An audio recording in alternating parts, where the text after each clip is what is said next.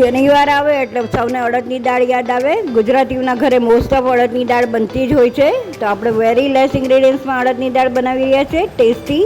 તો ચલો બનાવી લઈએ.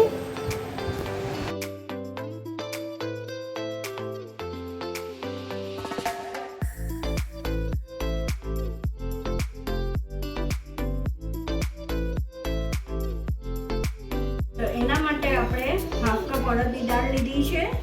એમાં આપણે સવા ગ્લાસ પાણી એડ કરી અને 3 થી 4 વિસલ કરી દઈશું. આપણી દાળ બફાઈ ગઈ છે, તમે જોઈ શકો છો એકદમ. અને મેં આમાં હાફ કપ બીજું પાણી એડ કર્યું છે. તો હવે આપણે વઘારની તૈયારી કરી લઈએ.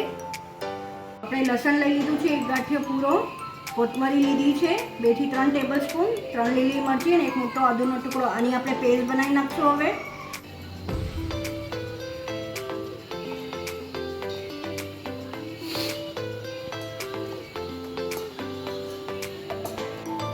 તો આપણી પેસ્ટ બની ગઈ છે. બહુ ઓછું પાણી નાખીને પેસ્ટ બનાવવાની છે.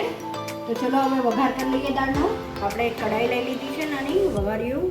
એમાં આપણે તેલ લઈ લઈશું આગળ પડતું થોડું. આપણું તેલ આવી ગયું છે, આપણે પેસ્ટ એડ કરી દઈશું. તો આપણું તેલ આવી જ ગયું છે. આપણે બધી પેસ્ટ આમાં બરાબર સોપડી લઈશું.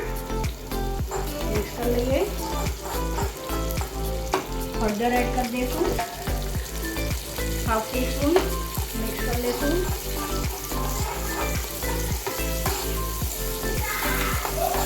તો થઈ ગયું છે, તમે જોશો કે બધુંથી તેલ છૂટું થવા માંડ્યું છે. તો આપણે વઘાર હવે દાળમાં પોર કરી દઈશું. તો દાળ હવે મેં પોટમાં કાઢી લીધી છે, ટ્રાન્સફર કરી દીધી છે. હવે આપણે બધું એડ કરી દઈશું, સાથે ઉકળવા પણ મૂકી દઈશું.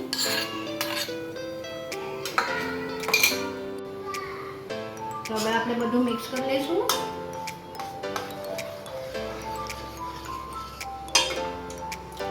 સ્વાદ મુજબ હવે આપણે આમાં મીઠું એડ કરી દઈશું. આમાં આપણે અડધું લીંબુ નાખી દઈશું.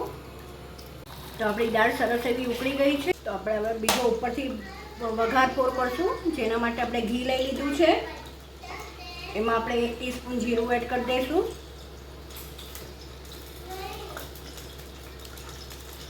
આપણે જીરું એડ કરી દીધું છે. હવે લાલ મરચું એડ કરી દઈશું એક. અને સાથે લસણની કઢી છે, મિક્સ કરી લઈએ પ્રોપરલી. તો વઘાર આવી ગયો છે. તો હવે દાળમાં પોર કરી દઈશું.